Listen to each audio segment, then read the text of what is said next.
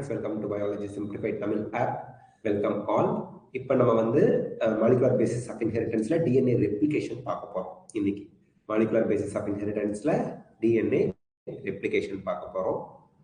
Welcome all. Voice கிளியரா கேக்குதுங்களா? Screen தெளிவா தெரியுதுங்களா? டிஎன்ஏ ரெப்ளிகேஷன் பார்க்க போறோம். Very important topic. வாய்ஸ் கிளியரா கேக்குதுங்களா? Okay, good evening. இப்போ ப்ரெசன்டேஷனை நான் ஸ்டார்ட் பண்றேன். உங்களுக்கு தெளிவா தெரியுதான்னு சொல்லுங்க. தெரியுதுங்களா? ஸ்கிரீன் தெரியுதுங்களா? ஓகே. அப்ப நம்ம இப்ப ப்ரெசன்டேஷன் பார்க்க ஆரம்பிச்சிடலாம். சரிங்க. ஸோ இப்போ நம்ம அடுத்து பார்க்க போகிறது ஆர்என்ஏ வேர்ல்டு வரைக்கும் முடிச்சிட்டோம். இப்போ நம்ம பார்க்க போகிறது ரெப்ளிகேஷன் அப்படிங்கிறது இங்கே எதை ரெப்ரசென்ட் பண்ணுதுன்னா டிஎன்ஏ ரெப்ளிகேஷனை தான் ரெப்ரசென்ட் பண்ணுது. ஸோ இங்கே வந்து பார்த்தீங்கன்னா தெளிவாக கொடுத்துருப்பாங்க. While proposing the double helical structure for DNA. Double ஹெலிக்கல்னா என்னங்க?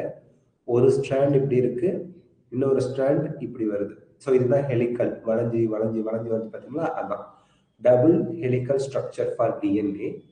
அதாவது டபுள் ஹெலிக்கல் ஸ்ட்ரக்சரை ப்ரப்போஸ் பண்ணும்போது Watson and Crick had immediately proposed a scheme of replication of DNA.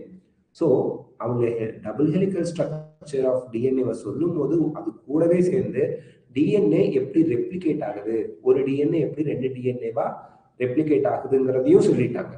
To quote their original statement that is as follows. அவங்களோட original statement என்ன அப்படிங்கிறத இங்க அந்த அடைப்புக்குறிக்குள்ள அப்போஸ்ட்ரோஃபி போட்டு கொடுத்துருக்காங்க பாருங்க, இன்வெர்டட் கமா போட்டு கொடுத்துருக்காங்க. It has not escaped our notice. அவங்களோட நோட்டீஸ்ல இருந்து தப்பிக்கலையா? It has not escaped our notice that the specific pairing we have postulated immediately suggests a possible copying mechanism for the genetic material. அதெல்லாம் possible copying mechanism, அதுதான் semi கன்சர்வேட்டிவ்னா என்னன்னா, இங்க DNA வரைஞ்சிருக்கோம் பாருங்க right side மேல. இதுல ஒரு ஸ்ட்ராண்டு இதுல இருந்து வந்திருக்கும், இன்னொரு ஸ்ட்ராண்டு என்ன இருக்கும்னா புதுசா வரும். ஸோ ஒரு ஸ்ட்ராண்டு ஆல்ரெடி இருக்க டிஎன்ஏல இருந்து வந்துச்சு, இன்னொரு ஸ்ட்ராண்ட் வந்து பாத்தீங்க அப்படின்னா புதுசா வந்துச்சு. இந்த மாதிரி ஓகேங்களா? புதுசா இருக்கிறது ரெட் கலர்ல தான் வரையணும், நான் டிஃபரன்ஸ்க்காக காட்டுறேன். ஸோ இந்த ஸ்ட்ராண்டு ஸோ ஒரு மதர் டிஎன்ஏல இருந்து 2 டாட்டர் டிஎன்ஏ வருது அப்படின்னா இந்த 2 டாட்டர் டிஎன்ஏல 50% மதரோட தான் இருக்கும், 50% புதுசா சிந்தசிஸ் ஆயிருக்கும். 50% மதரோட தான் இருக்கும், 50% புதுசா சிந்தசிஸ் ஆயிருக்கும். ஸோ இதை தான் செமினா என்ன அர்த்தம்? பாதி. கன்சர்வேட்டிவ்னா என்ன? கன்சர்வேட்டிவ்னா ஆல்ரெடி எக்ஸிஸ்ட் ஆனது புதுசுல பாதி இருக்கு, புதுசா சிந்தசிஸ் ஆனது பாதி. ஸோ 50% ஆல்ரெடி எக்ஸிஸ்டா இருந்தது தான் செமி கன்சர்வ்டு, முன்னாடியே எதிர்காலத்துக்காக சேமிச்சு வச்சதுன்னு அர்த்தம். ஸோ இதான் செமி கன்சர்வேட்டிவ் டிஎன்ஏ ரெப்ளிகேஷன் அப்படின்னு அவங்க ப்ரப்போஸ் பண்ணாங்க. சரிங்க. ஸோ இதை வந்து அவங்க கோட் பண்ணது எப்பன்னா 1953ல. சரி. The scheme suggested that the 2 strands would separate and act as a template. டெம்ப்ளேட்னா என்ன அர்த்தம்னா, நான் உங்ககிட்ட ஒரு புக் கொடுக்குறேன், 98வது பக்கத்தை போய் ஜெராக்ஸ் எடுத்துட்டு வாங்கன்னு சொல்றேன். நீங்க போய் ஜெராக்ஸ் கடையில 98வது பக்கத்தை ஜெராக்ஸ் எடுத்து கொடுங்கன்னு கேக்குறீங்க. அந்த 98வது பக்கத்தை ஸ்கேன் பண்ணி ஜெராக்ஸ் எடுத்து கொடுக்குறாங்க. புக்ல இருக்க 98வது பக்கம் தான் டெம்ப்ளேட், உங்ககிட்ட இருக்க ஜெராக்ஸ் வந்து காப்பி. ஓகேங்களா? ஸோ டெம்ப்ளேட்டுங்கிறது எதை காப்பி எடுக்கணும் அதுதான் டெம்ப்ளேட், எதை காப்பி எடுக்கணும் அதுதான் டெம்ப்ளேட். ஸோ இந்த டிஎன்ஏல இருக்க 2 ஸ்ட்ராண்டுமே, போத் ஸ்ட்ராண்ட் 2 ஸ்ட்ராண்ட்ஸ் ரெண்டுமே டெம்ப்ளேட்டா ஆக்ட் பண்ணுது. அது மட்டும் இல்லாமல் இந்த 2 முதல்ல செப்பரேட் ஆயிரும், ஒன்னும் டெம்ப்ளேட்டா ஆக்ட் பண்ணுது for the synthesis of new complementary strand. So இதோட டெம்ப்ளேட், அதாவது இந்த கிரீனோட டெம்ப்ளேட் இந்த ரெட். ஸோ டெம்ப்ளேட்னா என்ன? இங்க அடினைன் இருந்தால் அதுக்கு ஆப்போசிட்ல என்ன வரும்? தைமின் வரும். ஸோ அந்த காம்ப்ளிமெண்டாரிட்டி இருக்கு இல்லையா, அதுதான். ஸோ அப்போ after the completion of the replication each DNA molecule would have 1 parental and 1 newly synthesized strand. So பேரண்டல்ங்கிறது என்ன? இந்த ரெட் கலர்ல இருக்கிறது நான் காமிச்சிருக்கிறது. கிரீன் கலர்ல இருக்கிறது புதுசா வந்தது. ஸோ ஒரு டிஎன்ஏல ரெப்ளிகேஷன் முடிஞ்சா ஒரு டிஎன்ஏல இருந்து 2 டிஎன்ஏ வந்திருக்கும். இந்த இந்த 2 டிஎன்ஏல ஒரு ஸ்ட்ராண்டு பேரண்டல், அதாவது ஆல்ரெடி இருந்த டிஎன்ஏவோட இன்னொரு ஸ்ட்ராண்டு புதுசா சிந்தசிஸ் ஆகிருக்கும். ஒரு ஸ்ட்ராண்டு பேரண்டல், இன்னொன்று புதுசா சிந்தசிஸ் ஆகியிருக்கும். This scheme was termed as semi-conservative DNA replication. Okay. DNA replication semi-conservative மெத்தட்ல தான் நடக்குதுன்னு அவங்க போஸ்டுலேட் தான் பண்ணாங்க, அதாவது சஜஷன் தான் சொன்னாங்க.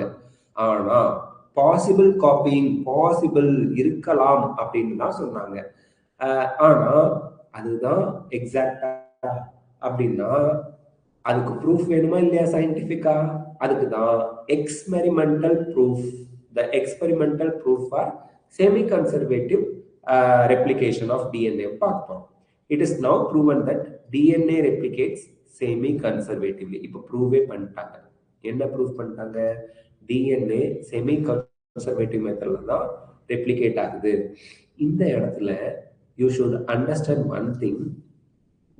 என்ன அப்படின்னா செமி கன்சர்வேட்டிவ்னா என்ன? செமி கன்சர்வேட்டிவ்னா என்ன? 50%, அதாவது ஒரே நிமிஷங்க. ஓகே, செமி கன்சர்வேட்டிவ்னா என்ன? செமி கன்சர்வேட்டிவ் அப்படின்றது ஒரு டிஎன்ஏ 2 டிஎன்ஏவா ரெப்ளிகேட் ஆகும்போது ஒரு டிஎன்ஏல இருக்கக்கூடிய 2 ஸ்ட்ராண்டும் தனித்தனியா பிரிஞ்சு இந்த ஒரு ஸ்ட்ராண்டு டெம்ப்ளேட், இன்னொரு strand template, DNA double strand தானே, இந்த ரெண்டுக்கும் மீதி இன்னொரு ஸ்ட்ராண்ட் புதுசா சிந்தசிஸ் ஆகுது. அப்ப புதுசா ஃபார்ம் ஆன 2 டிஎன்ஏல ஒரு ஸ்ட்ராண்ட் பேரண்டல், இன்னொன்னு புதுசா வந்துச்சு. ஒரு ஸ்ட்ராண்ட் பேரண்டல், இன்னொன்னு புதுசா வந்துச்சு. இததான் செமி பாதி கன்சர்வேட்டிவ் ரெப்ளிகேஷன் மெத்தட் அப்படின்னு சொல்றோம். சோ இதுக்கான ப்ரூஃப் என்ன அப்படிங்கறத இப்ப பார்க்க போறோம். ஓகே ஓகேங்க.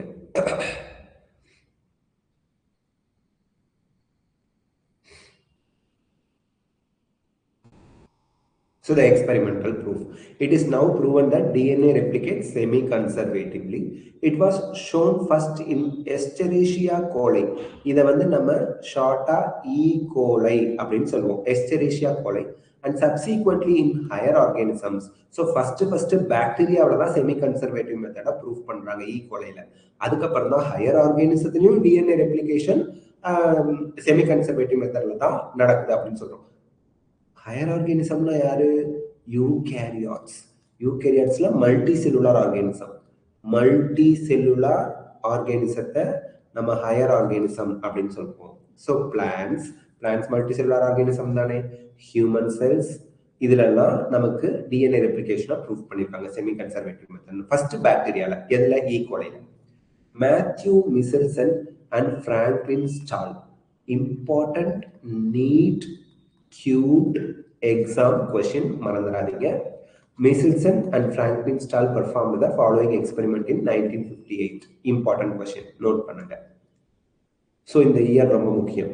ஓகே, நீட் கியூட் எக்ஸாமுக்கு 2 இம்பார்ட்டன்டான கொஸ்டின் இந்த லைன்லயே இருக்கு. செமி கன்சர்வேட்டிவ் மெத்தட்ல தான் டிஎன்ஏ ரெப்ளிகேட் ஆகுதுன்னு சொன்னது வாட்சன் அண்ட் கிரிக், ப்ரூவ் பண்ணது மிசெல்சன் அண்ட் ஸ்டால். இப்போ 1958ல நமக்கு தெரியும் ஈ கோலைல தான் ஃபர்ஸ்ட் ப்ரூவ் பண்ணாங்க. அப்ப மிசெல்சன் அண்ட் ஸ்டால் ஈ கோலைல தான் ப்ரூவ் பண்ணிருக்க வாய்ப்பு இருக்கு. They grew E. coli in medium containing NH14Cl. Ammonium குளோரைடா. இதுல இந்த 15ங்கிறது ஹெவி ஐசோடோப், வெயிட், மாலிகுலர் வெயிட்டை ரெப்ரசென்ட் பண்றது. இந்த ஐசோடோப் அப்படிங்கிறது ரேடியோ ஆக்டிவிட்டின்னு தப்பா நினைச்சுக்காதீங்க. இந்த 15ங்கிறது heavy molecular weight. Ammonium chloride 15. ஓகேங்களா? அமோனியம் குளோரைட் தானே இது. NH4Cl. NH4Cl இதுல N15 அப்படிங்கிறது வந்து ஹெவி ஐசோடோப். நைட்ரஜன்ல தான் அந்த ஹெவியா வச்சிருக்காங்க. as the only nitrogen source for many generation. So இந்த இடத்துல செவரல் ஜெனரேஷனுக்கு மீடியம்னா நம்ம ஆர்டிபிஷியலா ஒரு மீடியத்தை போட்டு ஈகோலைய வளர்க்க போறோம். ஓகேங்களா? ஸோ அப்படி ஈகோலைய வளர்க்கல, ஈகோலைய வளர்க்கும் போது உங்களுக்கு என்ன ஆகுது? Heavy conservative heavy ammonium chloride. இது அமோனியம் குளோரைடு சால்ட்டை போட்டு வளர்க்குறாங்க. அமோனியம் குளோரைடு இங்கே வந்து நைட்ரஜன் சோர்ஸாக ஆக்ட் பண்ணுது. ஓகே, ஸோ இந்த இடத்துல நீங்க புரிஞ்சுக்க வேண்டியது, ஒரு டயக்ராம் மாதிரி வரைஞ்சி காமிச்சேன்னா ஈஸியா நீங்க கிராஸ் பண்ணிக்கிறதுக்கு வசதியா இருக்கும். இது ஒரு பெட்ரி பிளேட் அல்லது ஒரு டெஸ்ட் டியூப் இருக்குன்னு வச்சுக்கோங்களேன். இதுல தான் நான் ஈகோலையை வளர்க்க போறேன் அல்லது இதுல ஈகோலையை வளர்க்க போறேன். ஈகோலை மல்டிப்ளை ஆகுது. ஈகோலைக்கு நைட்ரஜன் சோர்ஸா நான் என்ன கொடுக்க போறேன்னா NH4Cl இந்த மீடியத்துல போட்டு வளர்க்கணும். அப்படி செவரல் ஜென்ரேஷன் ஈகோலை ஃபர்ஸ்ட் ஜென்ரேஷன்ல ஒரு ஈகோலை 2 ஈகோலையா மாறும். அடுத்த ஜென்ரேஷன்ல 2 4 மாறும். அப்புறம் 4 8 மாறும். 8 16 மாறும். இதுதான் செவரல் ஜென்ரேஷன் சொல்றாங்க. இதுல நான் கொடுத்துருக்கிறது ஹெவி அமோனியம் குளோரைட், அதாவது ஹெவி நைட்ரஜன் ஐசோடோப் இருக்கக்கூடிய வெயிட் ஜாஸ்தியா இருக்கக்கூடிய ஐசோடோப் கொடுத்து நான் கண்டினியூஸா அடுத்த ஜென்ரேஷனுக்கு வளர்த்துக்கிட்டே இருக்கேன். Okay, the result was that N15 was incorporated into newly synthesized DNA. டிஎன்ஏல எங்க நைட்ரஜன் வருது, நைட்ரஜன் பேசஸ் இருக்குல்ல, அடினைன் குவானின் சைட்டோசின் தைமின், அதுல பூரா இந்த நைட்ரஜன் போய் உட்காந்துக்குது. as well as other nitrogen containing compounds. மற்ற காம்பவுண்ட்லயும் போய் நைட்ரஜன் எங்கெல்லாம் இருக்கோ அங்கெல்லாம் N15 போய் உட்காந்துக்குது. Okay, this heavy DNA molecule could be distinguished from the normal DNA by centrifugation. centrifugation என்ன அர்த்தம்னா, ஒரு எக்யூப்மெண்ட் இப்படி இருக்கும் சட்டி மாதிரி, ஓகேங்களா? இதுக்குள்ள இந்த மாதிரி டெஸ்ட் டியூப் சுத்தி வச்சு கரகரன்னு சுத்துவாங்க. அப்படி கரகரன்னு சுத்தும் போது இதுல டெஸ்ட் டியூப் சுத்தி வெளியே எடுத்து பாத்தீங்கன்னா வெயிட்டா இருக்கக்கூடிய மாலிகுலர் வெயிட் ஜாஸ்தியா இருக்கிறதெல்லாம் கீழே வந்துடும், மாலிகுலர் வெயிட் கம்மியா இருக்கிறதெல்லாம் மேல போயிடும், மீடியம் மாலிகுலர் வெயிட் இருக்கிறது இடையில வரும். இந்த மாதிரி 3 லேயரா பிரியும். ஸோ இது சென்ட்ரிஃபிகேஷன். கரகரன்னு சுத்தும் போது டெஸ்ட் டியூபை இந்த சுத்துறதுல வச்சு பார்க்கும்போது இந்த ஸ்பைடர்மேன் மிருதன் படத்துலலாம் அந்த சென்ட்ரிஃபியூஜ் காமிச்சிருப்பாங்க. ஸோ அதுல அந்த அந்த எக்யூப்மெண்ட்ல வச்சு சுத்தும் போது உங்களுக்கு மாலிகுலர் வெயிட் படி அந்த மெட்டீரியல் செப்பரேட் ஆகும். ஸோ இந்த இடத்துல நார்மல் டிஎன்ஏவோட நீங்க சென்ட்ரிஃபிகேஷன் பண்ணீங்க, ஹெவி டிஎன்ஏ இருக்குது அப்படின்னா இங்க அங்க ஊத்தக்கூடிய மீடியம் என்னங்கிறது கொஸ்டின்ல கேட்பாங்க. Caesium chloride, CsCl, density gradient. Density அப்படிங்கிறது என்னன்னா திக்னஸ். ஸோ கிரேடியன்ட்னா high to low. So low weight இருக்கிறது மேல வருது, ஹெவி வெயிட் இருக்கிறது கீழே போயிடுது, மீடியம் வெயிட் இருக்கிறது நடுவில் வருது, அதான் டென்சிட்டி கிரேடியன்ட். இந்த டென்சிட்டி கிரேடியன்ட் கிடைக்கணும்னா நமக்கு சிசிஎம் குளோரைடு அப்படிங்கிற மீடியம் உள்ள இருக்கணும். Please note that N15 is not radioactive isotope and it can be separated from N15 only based on density. So density na enna, heavy weight low weight அந்த மாதிரி. அப்போ இதுக்கு ஐசோடோப்லாம் கிடையாது, ரேடியோ ஆக்டிவிட்டிலாம் இல்லை, wait தான். அப்ப அந்த வெயிட்டை வச்சு பிரிக்கிறதுக்கு நமக்கு ஜெல் மாதிரி, அதாவது தண்ணி மாதிரியும் இருக்கக்கூடாது, சாலிடாவும் கல்லு மாதிரியும் இருக்கக்கூடாது, ஜெல்லு மாதிரி ஒரு ஸ்ட்ரக்சர் இருக்கணும். அதுதான் சிசிஎம் குளோரைடை யூஸ் பண்ணாங்க. ஸோ இந்த டெஸ்ட் டியூப் எடுத்துக்கிறாங்க, சிசிஎம் குளோரைடை ஃபில் பண்ணிடுறாங்க. அதுக்கப்புறம் டிஎன்ஏவோட இருக்கக்கூடிய ஈக்குவலை உள்ள போட்டு சென்ட்ரிஃபியூஜ் பண்ணும்போது ஹெவி டிஎன்ஏ கீழே போய் பேண்ட் ஃபார்ம் பண்ணும், தங்கிடும். லோ மாலிகுலர் வெயிட்டோட இருக்க டிஎன்ஏ மேலே வரும். மீடியமா இருந்தால் நடுவில் பேண்ட் ஃபார்ம் பண்ணும், இப்படி வந்து தங்கும். இதை வச்சு நம்ம கண்டுபிடிச்சிடலாம். ஓகே, இப்போ பார்ப்போம் இதை எப்படி சார் செமி கன்சர்வேட்டிவா ப்ரூஃப் பண்றதுக்கு. ரெப்ளிகேஷன், டிஎன்ஏ ரெப்ளிகேஷன் வந்து செமி கன்சர்வேட்டிவா தான் நடக்குதுங்கிறத ப்ரூஃப் பண்ண இது எப்படி ஹெல்ப்ஃபுல்லா இருந்துச்சு இப்போ பாருங்க. இப்போ செவரல் ஜெனரேஷனுக்கு இந்த ஸ்டோரி ஃபர்ஸ்ட் ஸ்டெப்ல என்ன சொல்றாங்க, செவரல் ஜெனரேஷனுக்கு நான் பாக்டீரியாவை ஒரு மீடியத்துல ammonium chloride 15 heavy ammonium chloride இருக்கக்கூடிய மீடியத்துல நான் ஈக்குவலையை செவரல் ஜெனரேஷன் வளர்த்தேன். இப்ப எல்லா ஈக்குவலையிலையும் டிஎன்ஏ உட்பட எல்லாத்துலயும் நைட்ரஜன் சோர்ஸா என்ன இருக்கு, N15 இருக்கு, ஹெவி நைட்ரஜன் இருக்கு. ஓகே, ரெண்டாவது ஸ்டெப் என்ன, they transferred the cells into medium with normal ammonium chloride. Normal ammonium chloride 14 அப்படிங்கிறது நார்மல், வெயிட் கம்மியா இருக்கும். and took samples at various definite time intervals. So time இன்டர்வல்ங்கிறது டெஃபினட் டைம் இன்டர்வல்னா என்ன, இப்போ ஈக்குவலை மல்டிப்ளை ஆகிறதுக்கு ஒரு ஜென்ரேஷன்லேருந்து அடுத்த ஜென்ரேஷன் வரதுக்கு 20 மினிட்ஸ் ஆகும்னா எவ்ரி 20 மினிட்ஸ், அதான் டெஃபினட் டைம் இன்டர்வல். அடுத்தடுத்த ஜென்ரேஷன் வர வர வர அவங்க எடுத்து அதை சென்ட்ரிஃபிகேஷன் பண்ணி பார்த்தாங்க.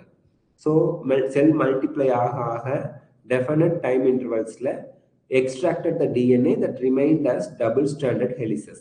ஸோ அதுல இருந்து டிஎன்ஏவை எக்ஸ்ட்ராக்ட் பண்றாங்க ஈக்குவலை அடுத்த ஜென்ரேஷன் வர வர. ஸோ அதுல இருந்து டிஎன்ஏவை எக்ஸ்ட்ராக்ட் பண்ணி தனியா பிரிச்சு பாக்குறாங்க. எல்லா டிஎன்ஏவும் டபுள் ஸ்டாண்டர்டா தான் இருக்கு. The various samples were separated independently on cesium chloride gradient. Gradient அந்த மாதிரி தனித்தனியா ஹெவி வெயிட்னா கீழே போயிடும், லோ வெயிட்னா மாலிகுலர் வெயிட்னா மேலே வரும், தான் gradient to measure the densities of DNA. So cesium chloride gradient use பண்ணி டிஎன்ஏவோட டென்சிட்டிஸை மெஷர் பண்ணாங்க.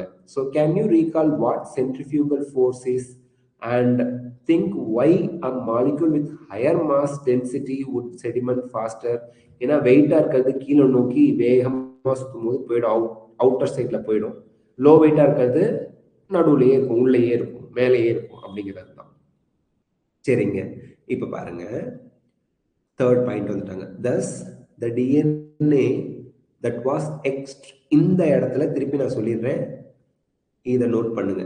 எக்ஸாம் டிஃபிகல்ட்டா கேட்கணும்னா இப்படிதான் கொஸ்டின் கேட்பாங்க. இந்த கொஸ்டினுக்கு ஆன்சர் உங்களுக்கு தெளிவா தெரியணும். Can you recall what centrifugal force? Centrifugal ஃபோர்ஸ்னா என்னன்னு உங்களுக்கு தெரியணும். And think why a molecule with higher mass density sediment faster. வெயிட்டா இருந்தா ஈஸியா கீழே போய் படிஞ்சிரும், வெயிட் வந்து கீழே நோக்கி இழுக்கும், அதனால. ஸோ இந்த மாதிரி கேள்விகள் எங்கெல்லாம் வருதோ அதுக்கெல்லாம் உங்களுக்கு ஆன்சர் தெரிஞ்சு வச்சுக்கணும். எக்ஸாம் டிஃபிகல்ட்டா கேட்கணும்னா இந்த மாதிரி புக்ல இருக்கக்கூடிய கொஸ்டினை பேஸ் பண்ணி அவங்க கொஸ்டின் ஃப்ரேம் பண்ணுவாங்க, பார்த்துக்கங்க. தேர்ட் பாயிண்ட் பாருங்க. thus the DNA that was extracted from the culture one generation after the transfer of N15 to N14 medium. So இப்போ தொடர்ந்து N15 மீடியத்துல ஈக்குவலையா வளர்த்தாங்க. அதுல இருந்து எக்ஸ்ட்ராக்ட் பண்ண டிஎன்ஏ எல்லாத்துலயும் N15 தான் இருந்துச்சு. அதை சென்ட்ரிஃபியூஜ் பண்ணும்போது கீழே போய் செடிமெண்ட் ஆனிச்சு. சென்ட்ரிஃபியூஜ் இப்படி இருக்குதுங்க, டெஸ்ட் டியூப் வச்சு அதை இவங்க படுக்க போட்டு காமிச்சிருக்காங்க, அவ்வளவுதான். இது வந்து டெஸ்ட் டியூப். ஸோ டெஸ்ட் டியூபோட கீழே வந்து ரெண்டு டிஎன்ஏவோட ரெண்டு ஸ்ட்ராண்ட்லையுமே ஹெவி நைட்ரஜன் இருந்ததுனால கீழே வந்து படிஞ்சுது.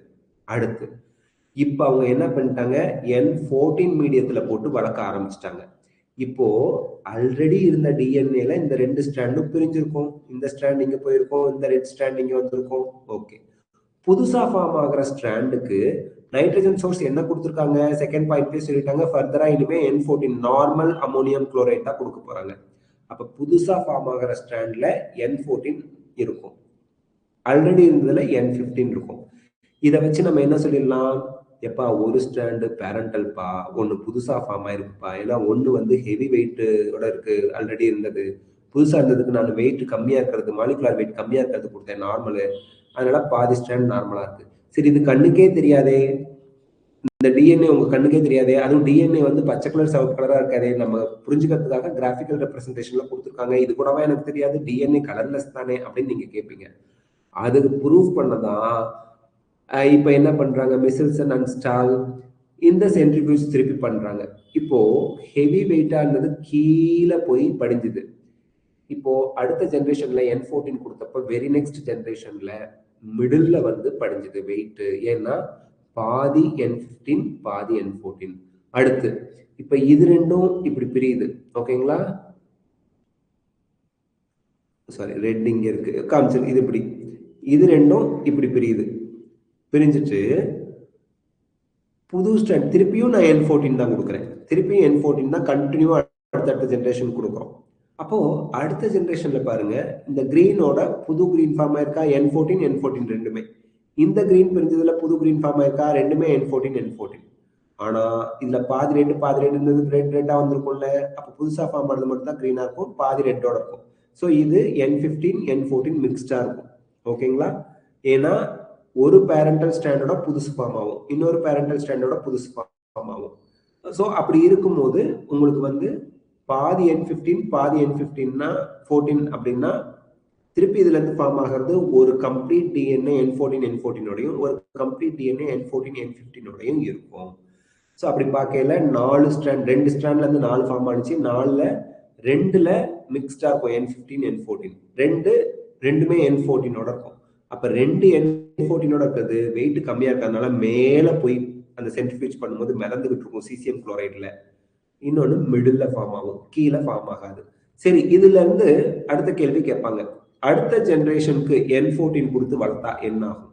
நல்லா பாருங்க, மொத்தம் 8 ஸ்ட்ராண்ட் வரும். 8ல் உங்களுக்கு திருப்பியும் 2 ஸ்ட்ராண்டு தான் ஹைபிரிடா இருக்கும். அதாவது N15 N14ஓட 6 ஸ்ட்ராண்டு உங்களுக்கு எப்படி தான் இருக்கும், பியூரா லைட்டா N14 N14ஓட 6 ஸ்ட்ராண்டு, N14 N14ஓட 6 ஸ்ட்ராண்டும், N14 N15ஓட 2 ஸ்ட்ராண்டும் இருக்கும். ஸோ எத்தனை ஜென்ரேஷன் இனிமே வந்தாலும் 2 DNA தான் N14 N15ஓட இருக்கும். மீதி எல்லாமே N14 N15 இருக்குங்கிறத நம்ம அண்டர்ஸ்டாண்ட் பண்ணிக்கணும். ஓகேங்க. Thus the DNA that was extracted from the culture one generation after the transfer from N15 to N14 medium, that is after 20 minutes. ஏன்னா ஈக்குவல் ரெப்ளிகேஷன் வந்து டிவைட் ஆகிறது, செல் டிவிஷன் நடக்கிறது வந்து 20 நிமிஷத்துல நடக்கும். had a hybrid or intermediate density. First generationல intermediate density or hybrid ன்னு சொல்றாங்க. DNA extracted from the culture after another generation, அதாவது 40 மினிட்ஸ்க்கு அப்புறம் செகண்ட் ஜெனரேஷன் வந்துருச்சு, was composed of equal amount of this hybrid DNA and of light DNA. If E. coli was allowed to grow 80 minutes, இதுதான் முக்கியம், 80 minutes, then what would be the proportions of light and hybrid density DNA? So கடைசி எத்தனை நிமிஷம் கழிச்சு பார்த்தாலும் 2 hybrid இருக்கும், அதை மறந்துடாதீங்க. ஸோ இப்போ இந்த இடத்துல நம்ம கால்குலேட் பண்ணலாம். 20 மினிட்ஸ்ல என்ன ஆனிச்சு, ஒரு டிஎன்ஏ 2 டிஎன்ஏவா மாறுச்சு. ஓகே, இதுல ரெண்டுமே ஹைபிரிடா இருந்துச்சு, 2 ஹைபிரிட் இருந்துச்சு. 40 மினிட்ஸ்ல என்ன ஆனிச்சு, 2 4ஆ மாறுச்சு. ஓகேங்களா, 2 4ஆ மாறுச்சு 40 மினிட்ஸ் கழிச்சு. அதுல 2 ஹைபிரிடு 2 நார்மல் இருந்துச்சு. 60 மினிட்ஸ்ல என்ன ஆகும், 4 8ஆ மாறும். 80 மினிட்ஸ்ல என்ன ஆகும், 8 16ஆ மாறும். இதுல நீங்க கால்குலேஷன்லாம் ஒன்றும் போட வேண்டாம். 16ல 2 ஹைபிரிடா இருக்கும், 14 நார்மலா இருக்கும். So after 18 minutes out of 16 strands 16 DNA 2 hybrid 14 normal இருக்கும். அப்படிங்கிறது தான் இதற்கான answer. Very similar experiments involving use of radio active தைமிடினை யூஸ் பண்ணாங்க. இங்க பாருங்க, radio active thymidine to detect distribution of newly synthesized DNA in the chromosome was performed on Vicia faba. அது ஒரு பீன்ஸ் பிளான்ட், பீன்ஸ் தெரியும் இல்லைங்களா, ஃபேபா beans by Taylor and colleagues தான் கூட ஒர்க் பண்ணவங்க அப்படின்னு அர்த்தம், in 1958. ஸோ இதுல என்ன சொல்றாங்க,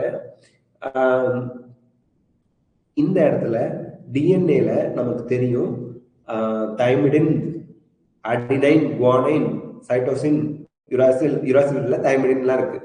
அடினைன், குவானைன், சைட்டோசின், தைமின் இருக்கு இல்லையா, அந்த தைமின் வந்து நம்ம நியூக்ளியோடைடா இருக்கும்போது தைமிடின் அப்படின்னு சொல்லுவோம். ஸோ இந்த தைமிடின் வந்து பாத்தீங்கன்னா ரேடியோ ஆக்டிவிட்டியோட கொடுத்தாங்க விசியா ஃபாபா அப்படிங்கிற பிளான்ட்ல. ஸோ அப்போ ஒரு ஸ்ட்ராண்ட்ல இருக்க தைமிடின்ல மட்டும்தான் அடுத்தடுத்த ஜெனரேஷன்ல அந்த ரேடியோ ஆக்டிவிட்டி இருந்துச்சு. இன்னொரு ஸ்ட்ராண்ட்ல இருக்க தைமிடின் புதுசா சிந்தசிஸ் பண்ணதுல ரேடியோ ஆக்டிவிட்டி இல்லை அப்படிங்கிறத கண்டுபிடிச்சாங்க. ஒன்றும் இல்லை, சிம்பிளா இங்க நான் உங்களுக்கு எக்ஸ்பிளைன் பண்றேன். இந்த எக்ஸ்பெரிமெண்ட்டை ரொம்ப ஈஸி தான், பாருங்க.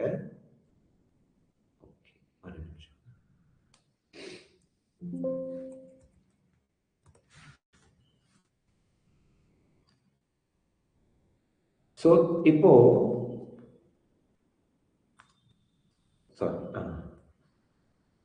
மீடியம் எடுத்துக்கிட்டாச்சு, இதுல ரேடியோ ஆக்டிவ் தைமிடின் போட்டாச்சு. அப்போ டிஎன்ஏ இருக்கும்போது 2 ஸ்ட்ராண்டா இருக்குன்னா இதுல 2 ஸ்ட்ராண்ட்லயுமே ரேடியோ ஆக்டிவிட்டி இருக்கும். ரேடியோ ஆக்டிவ் தைமிடின் 2லயுமே இருக்கும், 2 ஸ்ட்ராண்ட்லயும். அடுத்த ஜெனரேஷனுக்கு without radio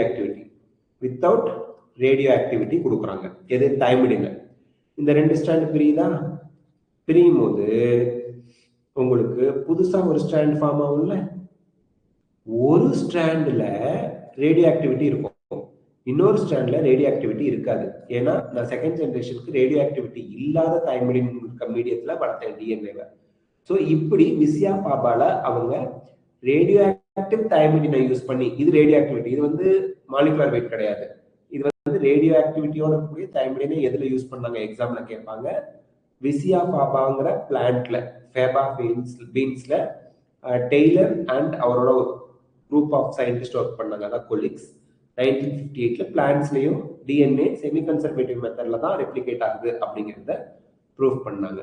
So the experiment proved that DNA in chromosomes also replicate semi-conservatively. Cell division அப்போ குரோமோசோம் இப்படி ஃபார்ம் ஆகுது இல்லைங்களா? ஸோ இதில் நமக்கு டிஎன்ஏ ரெப்ளிகேட் ஆகிறது குரோமோசோம்ல இருந்தாலும் கூட செமி கன்சர்வேட்டிவ் மெத்தட்ல தான் ரெப்ளிகேட் ஆகுதுங்கிறத ப்ரூவ் பண்ணாங்க. நெக்ஸ்ட் டாபிக் வந்து த மெஷினரி அண்ட் த என்சைம்ஸ்.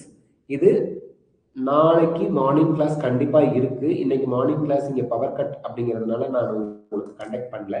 நாளைக்கு மார்னிங் கிளாஸ்ல இதோட கண்டினியூஷன் பார்க்கலாம். இன்னைக்கு நடத்துனதுல உங்களுக்கு ஏதாவது டவுட் இருந்தா நீங்க கேட்கலாம். ரேஸ் ஹேண்டுங்கிற ஆப்ஷன் இருக்கும். இன்னைக்கு டவுட் இருந்தா நீங்க கேட்கலாம். இன்னைக்கு நடத்துனதுல ஆர்என்ஏ வேர்ல்ட ரிப்பீட் பண்ண முடியுமா அப்படின்னு கேட்டிருக்கீங்க. நான் ரிப்பீட் பண்றேன். இன்னைக்கு நடத்துனதுல உங்களுக்கு ஏதாவது டவுட் இருக்கா கேளுங்க. பின்னாடி விளக்கமா இருக்குது, குப்பை தொட்டி இருக்குது, பக்கத்துல பேக் இருக்குது. ஓகே, சொல்லுங்க. இன்னைக்கு நடத்துனதுல ஏதாவது டவுட் இருக்கா? இன்னைக்கு நடத்தினதுல உங்களுக்கு டவுட் எதுவும் இருக்கா? ஓகே, அப்ப ஆர்என்ஏ வேர்ல்டு நான் நடத்துறேன். டவுட் எதுவும் இல்லைன்னு சொல்லியிருக்கீங்க.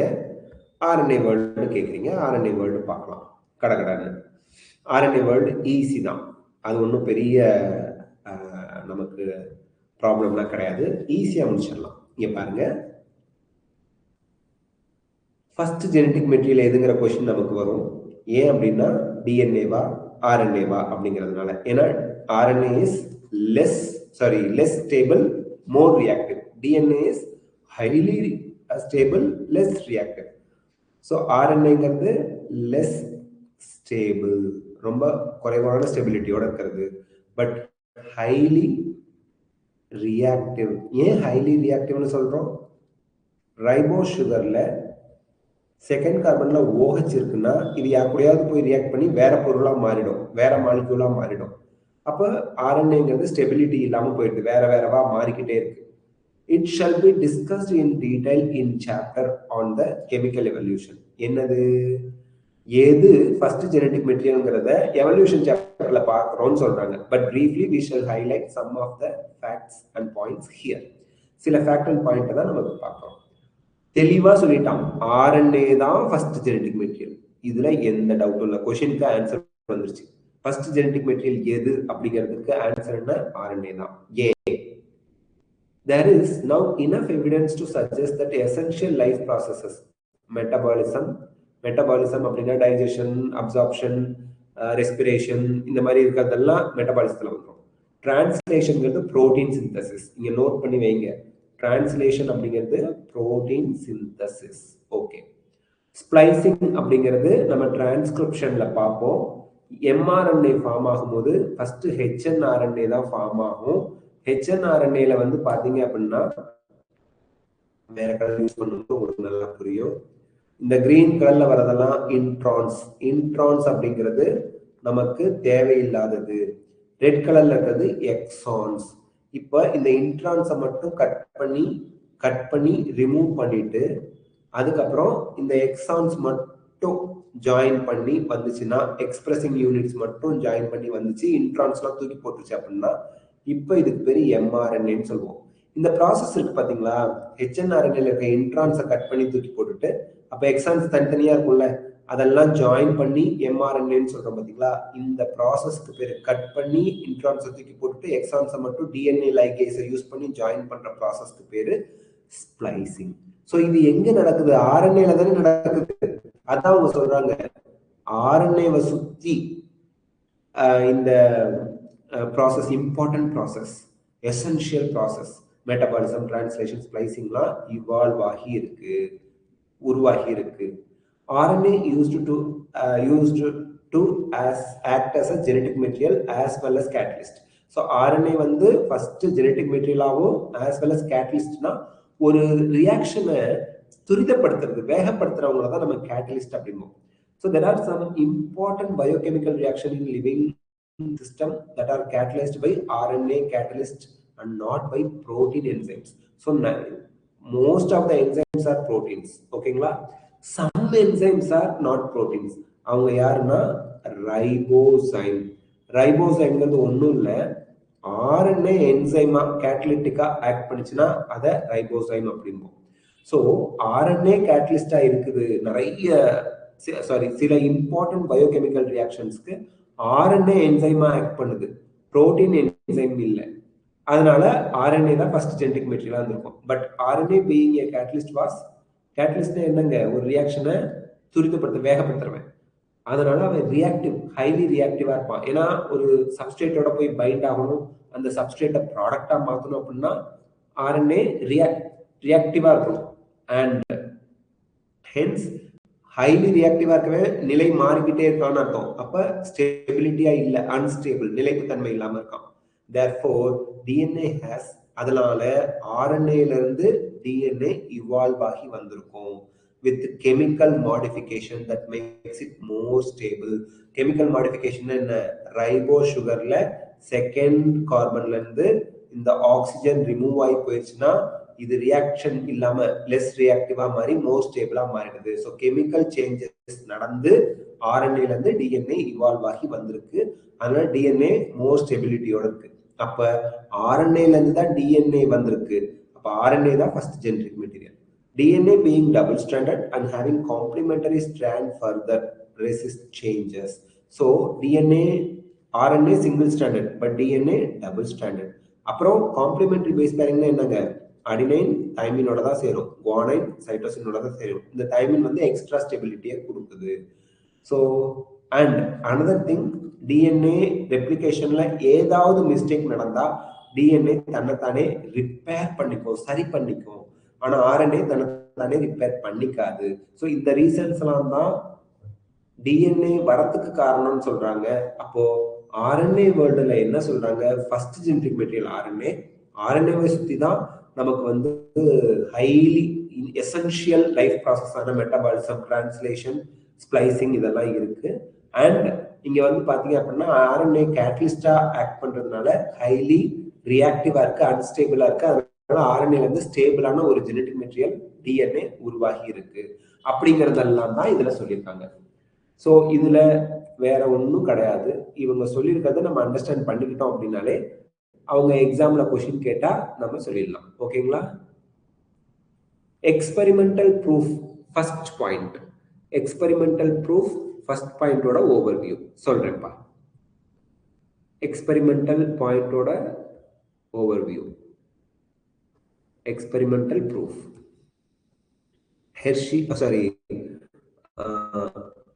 Michelson and Stahl. So experimental view என்ன சொல்றீங்க, இந்த பாயிண்ட் தானே கேக்குறீங்கன்னு நினைக்கிறேன். experimental proof அதானே? First point overview. Okay, first point இதுதான் கேக்குறாங்க பாருங்க. ஈகோலை ஃபர்ஸ்ட் பாயிண்ட் என்ன சொல்றாங்க எக்ஸ்பெரிமெண்டல் ப்ரூஃப்ல, எஸ்டெரிஷியா கோலைங்கிற பாக்டீரியாவை எங்க வளர்க்குறாங்க, மீடியம் கண்டெய்னிங்